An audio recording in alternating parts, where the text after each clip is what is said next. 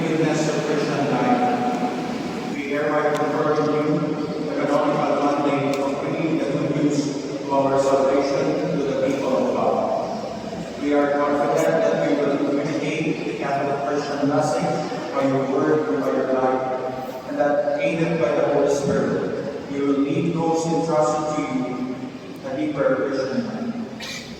Given this fourth day of August 2025 and the Cathedral of St. John the Evangelist, Taguban City. Signed, yours truly, Father Gaspar Bermon, and Socrates V. Villegas, Archbishop of Cagayan de Oro.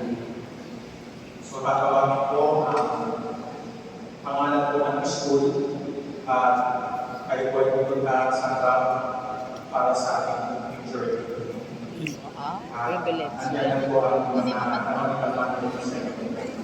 And I will review the canonical mandate para sa ating. We are now in the Archdiocese School of San Fabian Incorporated. Please come forward.